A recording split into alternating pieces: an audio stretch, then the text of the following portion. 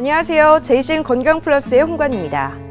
건강하게 살기 위해서는 보이는 상처를 치료하는 것도 중요하지만 눈에 보이지 않는 컴플렉스를 치유한 것 또한 아주 중요하죠.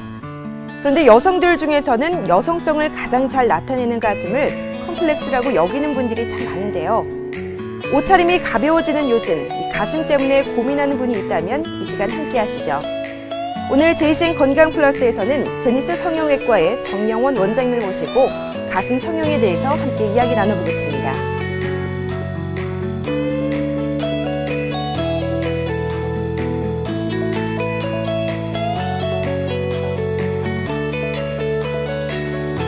요즘은 이 보형물이 워낙 좋아지고 또 의료기술도 많이 발달해서 내시경 장비도 이용하고 이래서 예전에는 그냥 뭐 숨기고 살고 뽕이나 이런 걸 넣고 많이 지냈는데 최근에는 이런 것을 통해서 가슴 확대술을 적극적으로 시행해서 병원에 관심 있어 상담받으러 오는 분들이 훨씬 많아진 것 같습니다.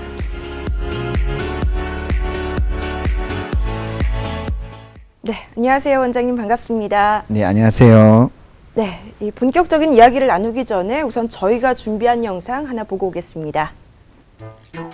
성격이 깔끔해서 동네 아줌마들과 같이 공중 목욕탕에는 절대 안 가는 김 여사. 물 트라우마 때문에 해변은 물론 워터파크에도 안 가는 나절병녀. 힙합 스타일을 좋아해서 백복티가 유행해도 슬림한 옷이 유행해도 늘 큰 옷만 찾는 남풍성녀. 그런데 이들 모두는 사실 이것 때문이라고 하는데 말 못할 여성들의 고민, 과연 무엇일까요? 네, 이 앞서 영상에서 나왔던 세 여성들의 고민, 아무래도 가슴 고민이 아닐까 이렇게 생각이 드는데 가슴 성형에 대해서 상담받는 분들 보통 어떤 분들인가요? 네, 실제로 내원하는 분들의 고충을 들어봐도 OCMFC를 살리기 위해서 또 수술을 하러 이렇게 상담받으러 오기도 하고요. 또 수유로 인해서 작아진 가슴, 또 일부에서는 다이어트를 너무 심하게 해서 살이 빠지니까 가슴도 같이 줄어들어서 상담하러 오시기도 하고, 또 일부에서는 뭐 자신감을 얻기 위해서, 또 중년층의 그런 분들은 또 부부간의 정을 돈독하기 위해서 이렇게 상담하러 오기도 합니다. 또 지금 이제 무조건 작은 가슴뿐만이 아니라 또 큰 가슴으로 또 내원하시는 분들이 있는데 가슴이 커지게 되면 그걸 감추기 위해서 속옷을 너무 타이트하게 조은다든지 어깨끈을 너무 위로 당겨오면 어깨에 통증이 발생하기도 하고요. 또 그 무게 자체 때문에 허리나 또 가슴 부위에 통증이 생기기도 합니다. 이런 기능적인 문제가 생긴 거대 유방증으로도 상담하러 오고 있습니다. 그렇다면 이렇게 상담 받으시는 분들 보통 어떤 가슴을 원하는지 참 궁금해지는데요. 예, 요즘 좀 젊은 여성들이 아무래도 가슴 성형을 조금 많이 고려하는 것 같습니다. 이 젊은 여성들 가운데는 또 일부 그냥 무조건 크고 볼륨 있는 가슴을 원한다 이렇게 해서 찾아오는 분들도 있는데요. 제가 생각하기에는 가슴이 아름다우려면 두 가지 조건을 만족해야 된다. 하나는 이제 사이즈, 또 하나는 위치가 조금 모양이 아름다워야 된다. 이렇게 두 가지로 이야기하고 있습니다. 먼저 볼륨은 한 꽉 찬 B컵이나 조금 남는 C컵 정도가 요즘 가장 선호하고 이쁜 것 같고요. 그 다음 모양으로는 가슴 여기 쇄골 중앙 부위의 파인 부위과 양측 유두를 연결한 선이 정삼각형으로 보이는 그런 모양이 제일 아름다운 모양이 아닌가 이렇게 생각합니다. 뭐 무작정 큰 것보다는 이제 자기 신체 비율에 잘 어울리는 크기가 중요하다고 말씀을 해주셨는데 이 가슴 성형에 여러 가지 종류가 있다고 알고 있습니다. 오늘 하나하나 한번 알아보죠. 우선 제일 많이 하는 가슴 확대 수술부터 알아볼 텐데요. 가슴 확대 수술 어떤 수술인가요? 네, 뭐 가슴 확대 수술이란 뭐 가슴에 보형물이나 지방을 넣어서 가슴을 크게 만들어주는 그런 수술을 말하고 있습니다. 이 출산 후에 또 모유 수유 뭐 다이어트 이런 걸 통해서 가슴이 갑자기 줄어드는 그런 경우나 아니면 선천적으로 가슴이 작은 분, 또 요즘은 여성들이 이제 유방암이라든지 또 아니면 사고를 당해서 가슴이 아예 없어진 그런 경우에 이 보형물을 이용해서 가슴을 다시 또 만들어주거나 또 재건해주기도 합니다. 또 이 가슴 성형을 할 때는 세 가지를 조금 고려하셔야 되는데 먼저 어떤 보형물을 사용할 것인가, 또 두 번째는 또 보형물을 어느 위치에다가 둘 것인가. 예를 들면 가슴 근육 위쪽을 위치할 것인가, 아니면 아래쪽에 위치할 것인가, 아니면 위쪽 아래쪽을 포함한 이중 평면에 위치할 것인가. 그다음 세 번째로는 가슴 보형물을 넣기 위한 절개선을 선택하는 방법인데요. 겨드랑이 주름 그쪽으로 들어갈 것인가, 아니면 유륜 주위로 할 것인가, 아니면 가슴 밑 주름으로 할 것인가, 이렇게 나눌 수 있습니다. 이 절개하는 위치에 따라서 좀 다양한 것 같은데요. 그렇다면 하나하나 알아보겠습니다. 우선 겨드랑이 절개법, 이 수술은 어떤 방법이고 또 어떤 분들이 원하는 수술법인가요? 예, 가슴 성형에 있어서 겨드랑이 절개법은 겨드랑이 쪽에 있는 작은 주름들이 많이 있습니다. 그 주름 방향으로 한 2에서 3cm 정도 작은 절개선을 넣고요. 그쪽으로 우리가 수술하는 방법을 말합니다. 이 수술 방법은 장점으로는 흉터를 감추기가 좋고 또 이게 익숙해지면 굉장히 수술하기도 조금 편한 부분이 있긴 하지만 단점으로는 수술 부위가 멀기 때문에 내시경이라는 그런 첨단 장비를 또 이용해서 거기에 익숙해져야 좀 수술이 간편한 그런 부분도 있고요. 또 다른 방법으로는 술기가 조금 복잡하다는 그런 단점은 있습니다. 그런데 일상생활을 할 때 팔을 많이 쓰게 되는데요. 뭐 큰 불편함은 없을까요? 어차피 내시경으로 작은 절개선을 통해서 수술하기 때문에 보통 한 2, 3일 정도 지나면 일상생활이 가능합니다. 그런데 두 번째로 유륜 절개법에 대해서 한번 알아보죠. 이 수술법은 어떤 수술법인가요? 네, 유륜 절개법이란 유륜 주위에 있는 조금 착색된 부분과 정상 피부 사이의 경계면에 한 2에서 3cm 절개선을 놓고 수술하는 방법을 말합니다. 이 수술법은 뭐 내시경이나 이런 게 필요 없이 바로 자기 눈으로 수술 부위를 확인할 수 있고 수술이 간편하고 시야 확보가 비교적 편하다는 그런 장점이 있지만은 단점으로는 유두로 가는 감각신경이 일부 손상될 수 있어서 감각이 좀 떨어질 수 있고요.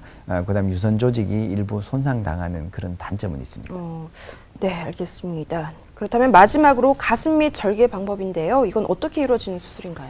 네, 이 방법은 재수술할 때 주요 사용하는 방법으로서요. 유방 밑 주름에 3에서 4cm 정도 작은 절개선을 넣고요.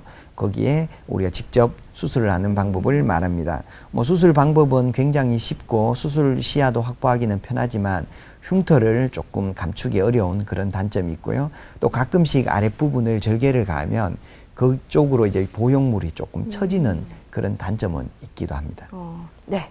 지금까지 가슴 확대 수술에 대해서 알아봤는데요. 이제 가슴 축소 수술에 대해서도 알아봐야겠죠. 이 가슴 축소 수술은 이 건강상의 이유로도 많이 한다고 들었는데 어떤 수술인가요? 예, 가슴이 지나치게 큰 것이 부담을 느껴서 또 스스로 위축이 되거나 또 대인관계에 조금 심리적인 부담감이 생기고 또 일부에서는 피부가 이렇게 접히다 보니까 습진이나 피부 트러블이 생기기도 하고요. 또 무게 때문에 겨드랑이나 어깨나 또 등 쪽에 통증을 호소하는 이런 기능적인 부분과 또 심리적인 부분이 합쳐져서 우리가 수술을 결정하는 그런 사람들이 많이 있습니다. 또 유방 이 아래쪽에 피부가 자꾸 접히니까 옷을 입기도 불편하시고 또 가슴이 너무 커지면 이쁜 옷을 입기가 조금 맵시가 안 나고 그렇게 한다고 해서 이 수술을 하는데 수술 방법은 처진 유두를 다시 위로 올려주고 밑에 남아있는 여유가 되는 피부는 좀 절제해서 모아주는 방법이 있습니다. 수술법으로는 최종적으로 남게 되는 그 흉터의 모양에 따라서 O자형 절개, 그다음 수직 절개 이렇게 두 가지 방법을 주로 사용하고 있습니다. 이 가슴 축소 수술에도 뭐 절개법에 따라서 수술법이 달라지는 것 같은데 먼저 O자형 절개법에 대해서 설명해 주시죠.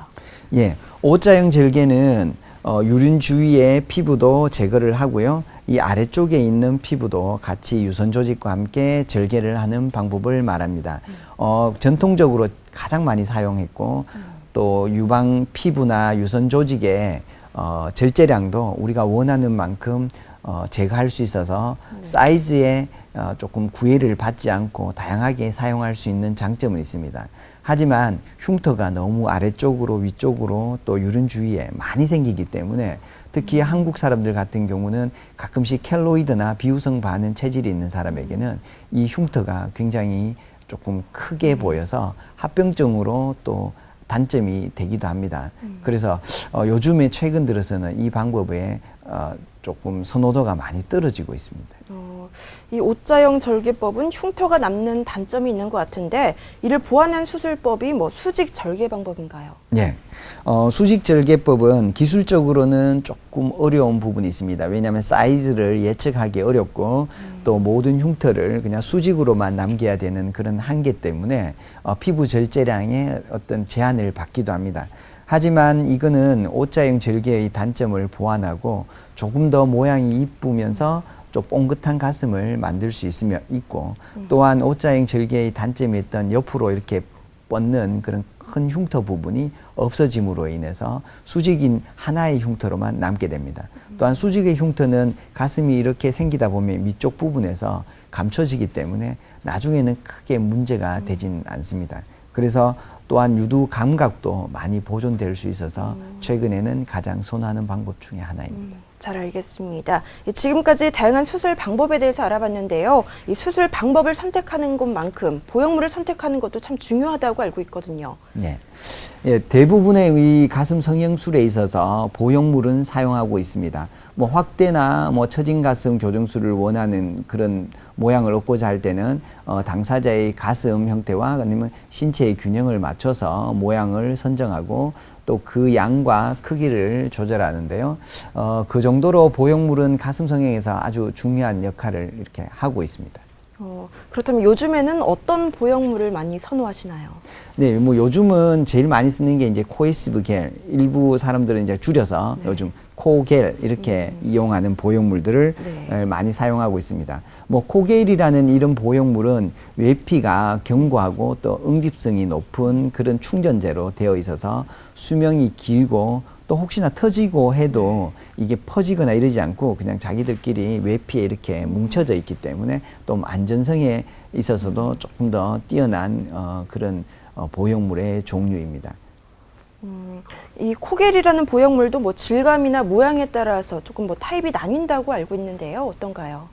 예, 뭐 코겔은 두 가지로 분류가 합니다. 하나는 표면이 아주 매끄럽고 외피도 상대적으로 더 얇습니다. 네. 하지만 이 외피가 얇은 스무스 타입이라고 우리가 이야기를 하는데 이 스무스 타입은 구형 구축이 잘 생기고 또 조금 더 외피가 약하기 때문에 터질 수 있는 확률은 있습니다.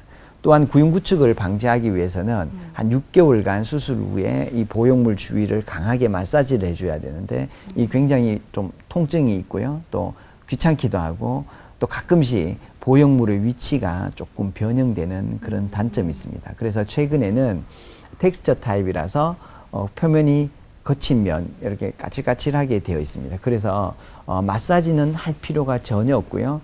그리고 상대적으로 구형 구축의 발생률도 월등히 줄기 때문에 요즘은 이런 텍스처 타입을 많이 선호하고 있습니다. 모양에 따라서도 많이 나뉜다고 하는데 요새는 어떤 모양을 많이 선호하시는 편인가요?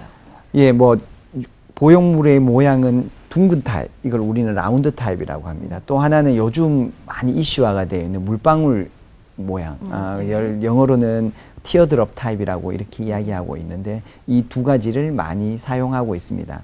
라운드 타입은 이렇게 뒤집어 놓으면 이렇게 둥근 대칭성의 그런 원형의 모양이고요. 티어드롭 물방울 타입은 밑쪽이 조금 더 뽕긋한 그런 느낌으로 되기도 합니다. 모양적인 면에서 조금 더 자기 가슴과 유사하고 이런 것들은 요즘 이제 물방울 가슴 모양이 조금 더 자연스럽고 또 선호하는 그런 타입입니다. 수술했을 때 모양 차이는 뭐 별로 없나요? 어떤가요? 예, 뭐 라운드 타입을 했는 사람들의 제일 큰 불만이 위쪽 가슴이 너무 불룩하게 나와서 조금 인위적인 느낌이 든다고 호소하는 분들이 많습니다. 하지만 이 물방울 가슴은 위쪽 가슴은 낮고 밑부분이 더 뽕긋해서 자연스럽게 살짝 처진 듯한 느낌의 모양이고 또 이 가슴 라인과 연결선이 아주 매끄럽게 일직선으로 연결되기 때문에 훨씬 더 자연스럽다고 그렇게 이야기합니다. 네, 이렇게 보형물을 이용한 가슴 수술이 보편적이긴 하지만 아무래도 인공 보형물이라서 조금 꺼려 하시는 분이 있을 것 같은데 뭐 가슴 확대를 할 수 있는 또 다른 방법이 있지 않을까 싶거든요. 네. 또 다른 부분으로는 자기 지방으로 가슴을 확대하는 그런 방법이 있습니다. 근데 이제 자기 지방으로 가슴을 확대하려면 제 경험상으로는 150cc 이상의 확대는 좀 어려울 것 같습니다. 또한 자기 가슴 수술을 받는 사람들의 경우는 대부분 조금 마른 체형이 많기 때문에 지방을 뽑으려면 또 그만큼 지방이 많이 세는데 또 지방을 그렇게 많이 뽑기 어려운 경우가 있습니다. 그래서 제가 권해드리고 싶은 거는 윗가슴 정도가 조금 꺼져 있다. 그리고 중년에 조금 살이 있고 이런 분들에게서는 지방 흡입하는 수술 동시에 하면서 그게 흡입된 지방을 이용해서 또 일석이조 효과로 위에 꺼진 부분만 조금 일부 채워준다는 느낌으로 하실 때는 좋지 않나 이렇게 생각합니다. 네, 이렇게 수술을 결정한 후에 또 걱정거리가 있겠죠. 이 수술 시간과 회복 기간인데 어떤가요? 오래 걸리나요? 예, 수술 시간은 보통 한 30분에서 1시간 내로 다 끝납니다. 그리고 난 뒤에 뭐 입원이나 이런 거 필요 없고 당일 다 퇴원해서 그냥 일상적인 식사하고 뭐 어떤 세수하고 이런 것들은 다 할 수 있고요. 겨드랑이 쪽이나 이런 데 이제 실밥은 한 일주일 정도 지나면 다 제거해서 이제 수술이 다 끝나게 됩니다. 이 생각보다 수술 시간이 길지 않은 것 같아서 참 다행입니다.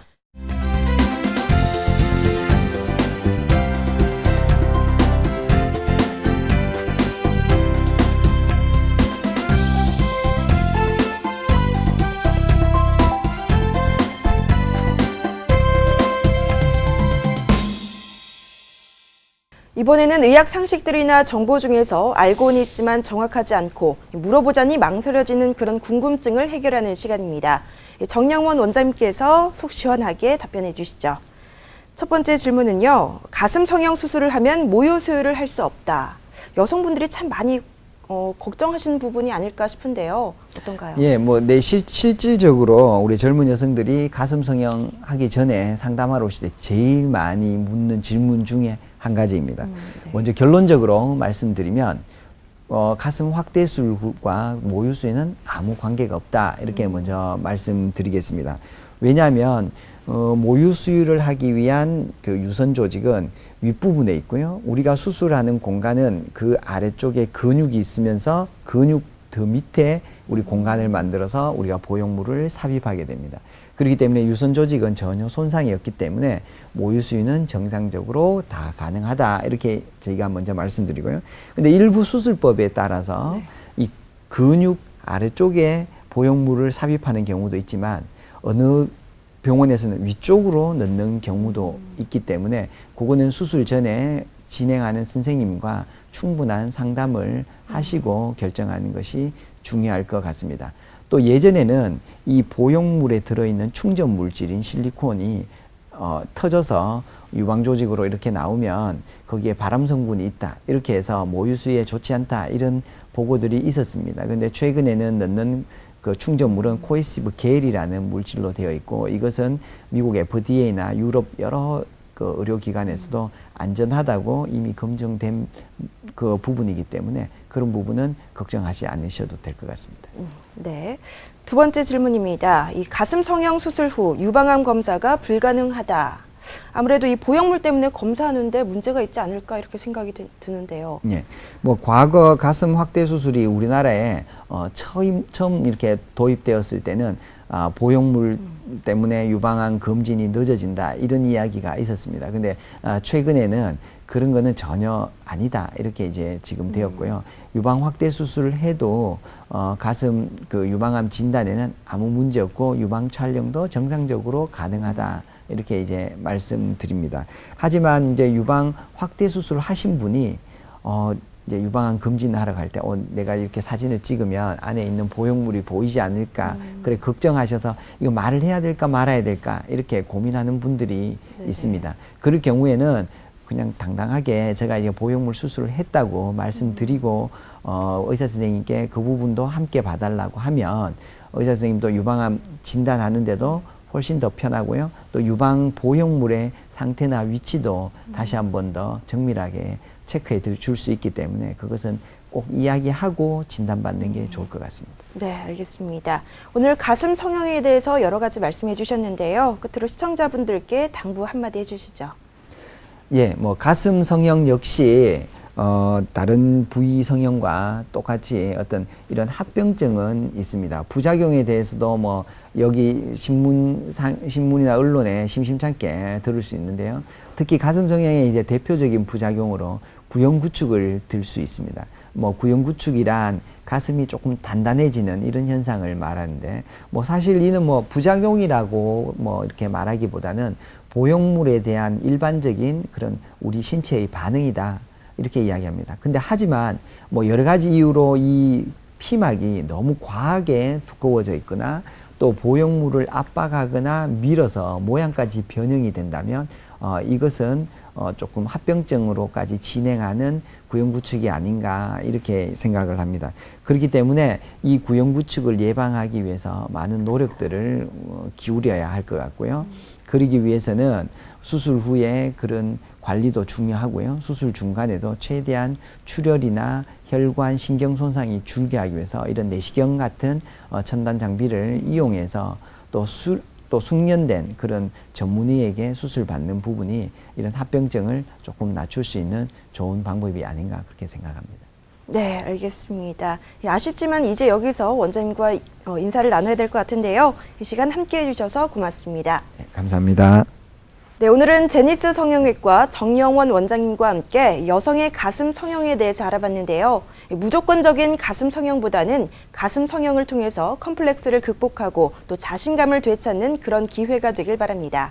제이신 건강 플러스는 여기서 마치겠습니다. 함께해 주신 여러분 고맙습니다. 온기 가득한 호박죽 한 그릇, 낭만 가득한 달콤한 호박전, 영양 가득한 호박볶음. 이렇게 여러 가지 맛과 형태로 우리 식탁에 종종 오르는 호박은요, 독이 없고 맛이 달아서 모장을 편하게 한다고 합니다. 신장 기능 회복을 도와서 부종과 붓기 제거에도 탁월한 효과를 가지고 있는 호박. 오늘도 우리 건강한 밥상에 한번 올려보는 건 어떨까요?